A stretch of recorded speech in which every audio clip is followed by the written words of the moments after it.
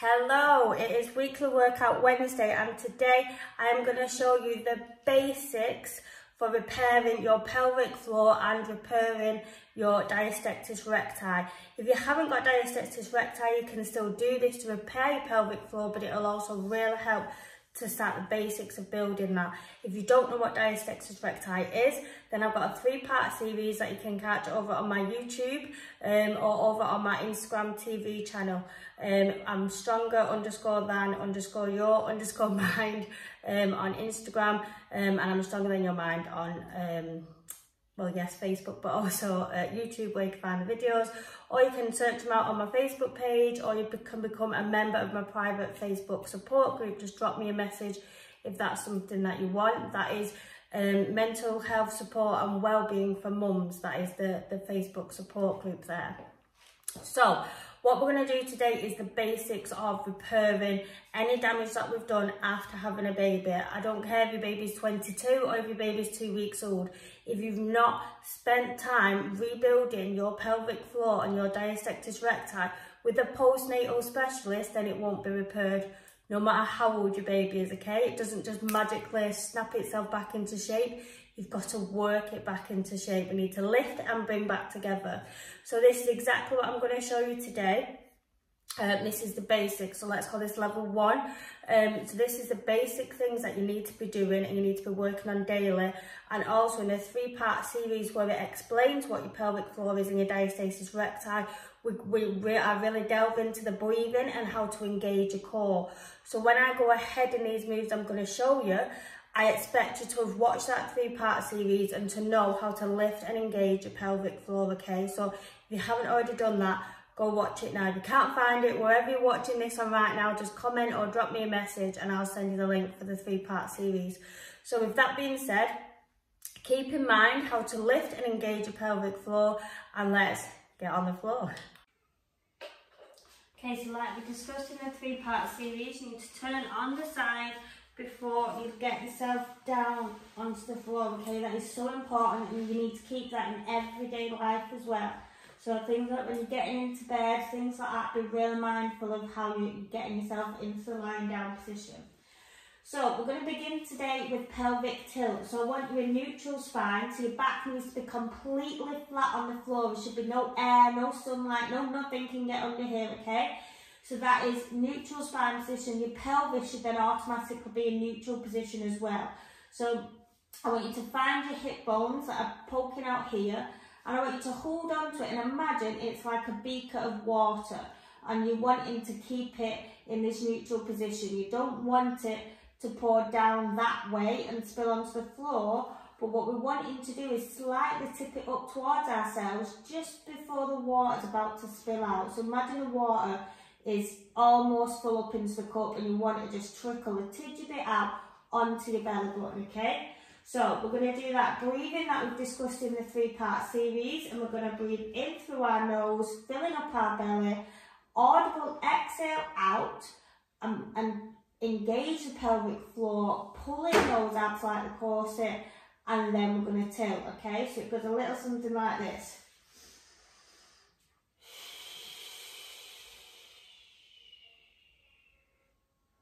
And then release again.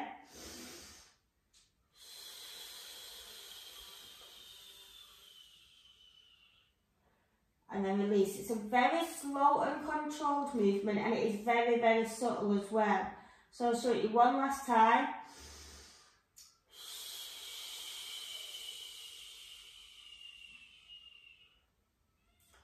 So if you imagine that beaker and that you're trying to pour the water into your belly button, it's just a really good way to just slightly give you that tilt, okay? I don't want the bum coming off the floor. I don't want the back arching when you're going back down. It's just literally a very, very subtle tilt and lift, okay?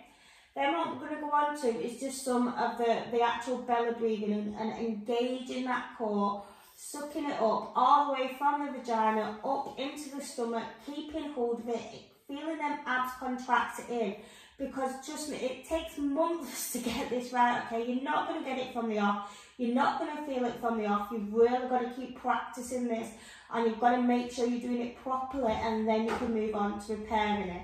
So placing your hands on in between them hip bones on your stomach will give you that feedback, and you should feel it tightening underneath your fingertips. So you're just going to lie here and you're going to breathe in and out.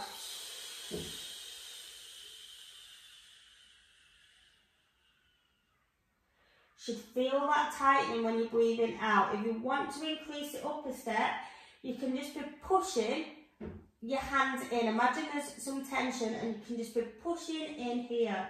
So we go.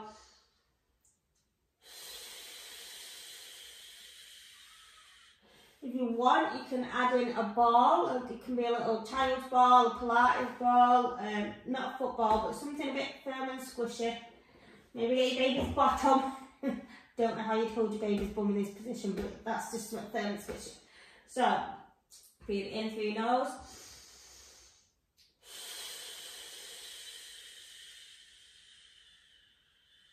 If you're not quite ready for the ball, that is fine. Just stay in that initial position.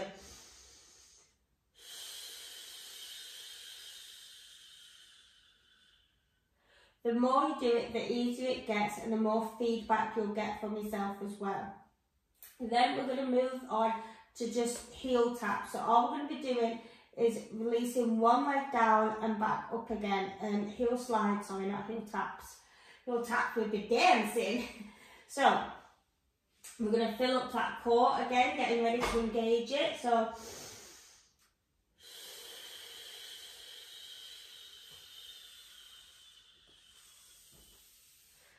the trick with this one, as you can see, we're getting our belly filled up, then we're getting ready to blow out and engage.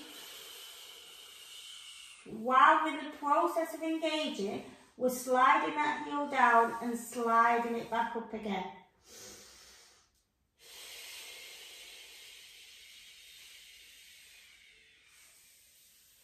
So we're keeping that contraction throughout the second stages of the move, and as we're bringing it back to the beginning.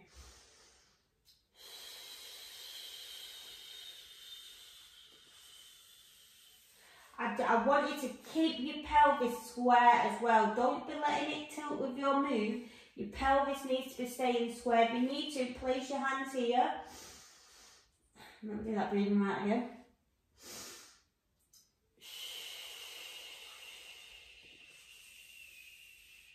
To help keep that pelvis straight and the back flat as well.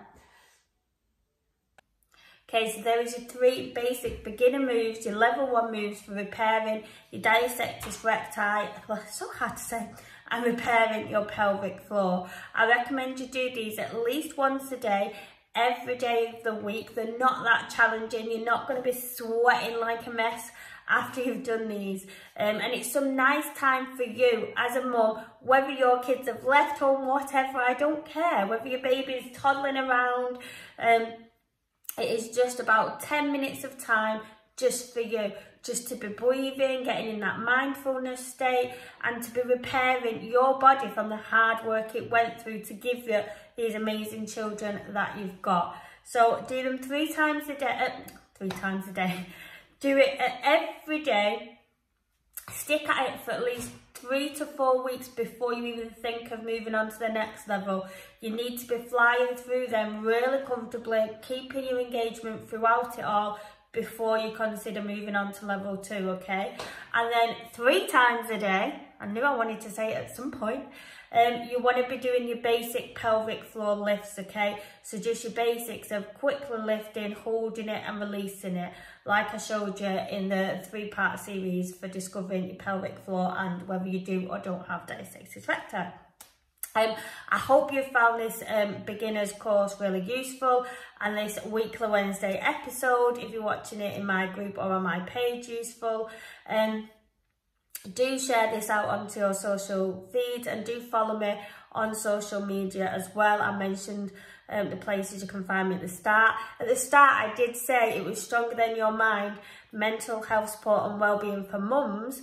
The actual correct name is Mamas, not Mums, but you get my drift. If you're struggling to find me, just pop me a message on wherever you're listening to me now, and I will send you my social links. Have an amazing day.